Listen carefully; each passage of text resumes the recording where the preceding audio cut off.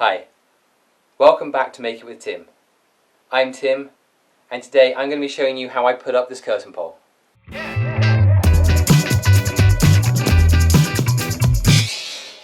Now the curtain pole I'm going to be putting up is not your traditional straight pole, brackets and a ball at the end. I'm going to be putting up what says it's a blackout curtain pole. It's this. It's got this curve at the end, as you can see. The wall's here, and what it says it does is allows the curtain to go all the way to the wall, and so you don't get the light bleeding through the edge. Now my wife and I have never used one of these before, so I'm going to put it up and we're going to see how it works. Before I put this up, I just want to show you what I got in the box. You get two of these brackets, one for each end, and you get two poles. They obviously unscrew, which is brilliant because it means I can put this bracket up separately without having to wrestle with the whole thing. It'd be really awkward. The downside is that no screws or raw plugs or anything like that come with it, so anything that you want to use to fix a bracket to the wall, you're going to have to source extra.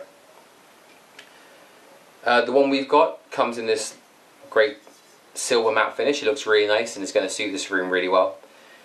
But also just to mention that if you like this, if you like what you see, then there is a link down below in the description to an affiliated link, so if you like it and you purchase it, then it just means I get a small commission for it. So let's get this up on the wall and see what it's like. As well as the curtain poles themselves, you're going to need screws, raw plugs, spirit level, AC detector, tape measure, pencil, drill with a hammer function, the appropriate drill bit, and the right posi bit for the screws. Before I mark up where my curtain pole is going to sit, it's worth mentioning a little bit about ladder safety. Unless you're incredibly tall, you're going to need to stand on something to get up to do your curtain pole. So I'd recommend a short ladder, something that is solid and secure, and make sure it's sat on a sturdy, flat surface so that it doesn't wobble and you're going to be safe when working.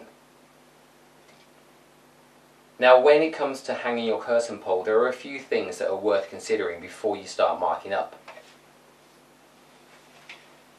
When your curtains are open during the day, you want your curtains to open so that the maximum amount of daylight comes into the room. So if your end stops prevent the curtain from opening fully, you're going to stop some of that daylight coming in. So what you want to do is work out with your curtains where the edge of your window frame is and where your curtain needs to open to. Now with this curtain pole it's going to be slightly different for us because it's got a curved end. So instead of sitting like this, my curtains are going to sit a little bit more open, I reckon. So I'm going to hold it up, make sure I'm happy with where it's sat against the window. I'm going to put a small pencil mark through here so that I know where I'm aiming at.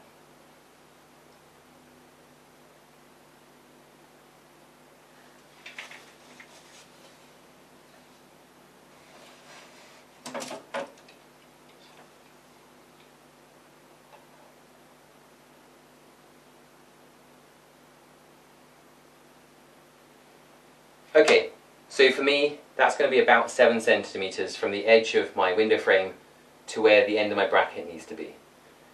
Depending on your curtains and your curtain pole, that distance is going to differ. It's also worth considering where you're going to hang your curtain pole between the top of your window frame and your ceiling. If you hang your curtain pole too low, lots of light will come through. It's also, in my opinion, a better look if you put your curtain pole nearer your ceiling. That way the curtains become a feature and it looks a little bit more full, a little bit more elegant, a little bit more luxurious if you hang it higher up and make a statement with your curtains.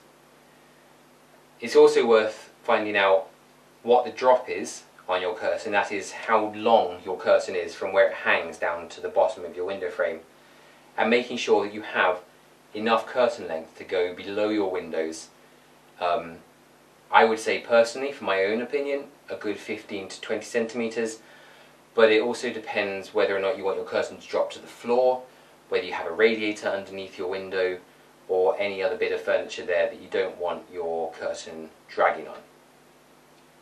So for me, because of the distance here, because of the length of my curtains, I'm going to hang mine halfway between. Ideally I'd actually hang it slightly higher, but for me this distance here is going to be about 12 centimeters. Once I decided where the center point was going to be, I needed to find out where I was actually going to drill.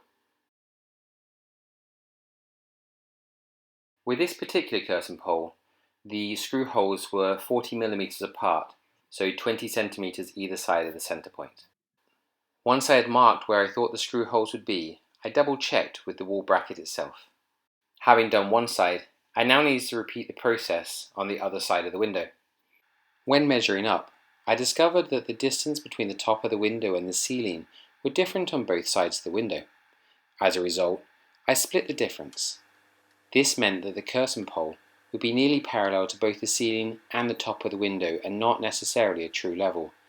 For the eye, it was more important that it followed closely to the other parallel lines in the room. Once I was happy with where I was going to drill the holes, I took my AC current detector and made sure that there was no live wires where I wanted to put the drill holes. I'm about to start drilling so that I can hang the curtain poles.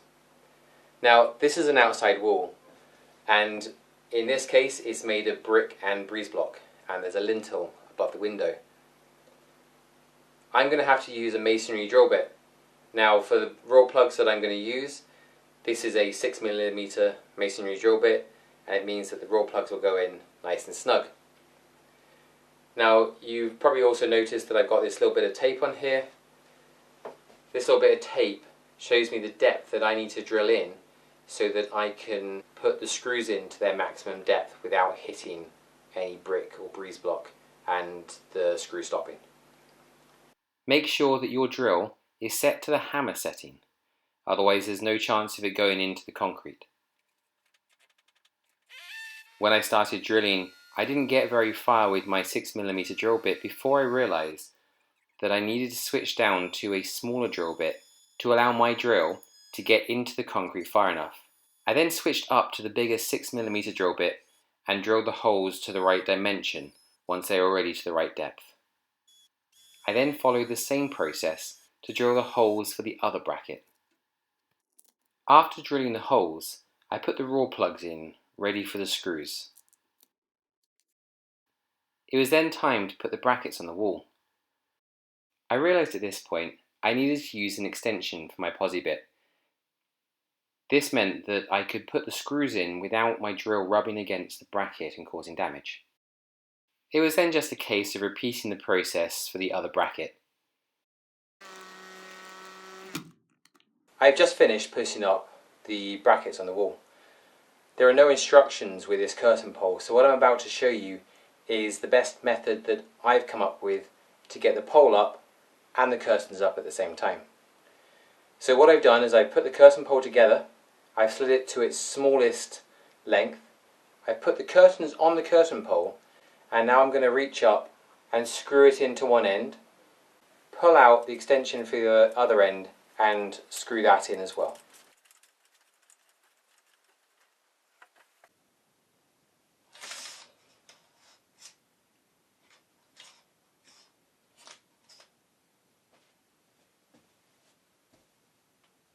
The curtain pole's up and the curtain's on, and as you can see the end result's great. My wife and I are really happy with this new curtain pole. We set out to try it, a bit of an adventure. We weren't quite sure whether or not it was going to work for us. But once it's up, curtains are on, turns out we're very happy.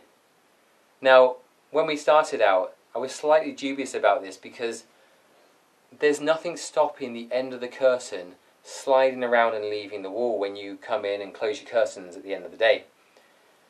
We've just been trying it now, and every time we've closed the curtains, the ends have stayed exactly where they are, against the wall, which is brilliant. So it looks like that's just not needed. It's also good to note that the curtain pole is fairly close to the wall, which means there's little light leakage out the top and little light leakage out the bottom as well. So once we've put blackout backing on these curtains, it's going to be a nice dark room once the curtains are drawn. So all that's left for me to say is thank you very much for watching. I hope you've enjoyed this video and you found this new type of curtain pole that we've discovered interesting. Maybe it's been around for years, maybe not. We've only just found it. If you've enjoyed this video, please click the subscribe button below, hit the bell, like the video and leave us a comment about your experiences putting up the curtain poles. And particularly if you happen to try one of these, let us know what you think about it. Thank you very much for watching, take care and God bless.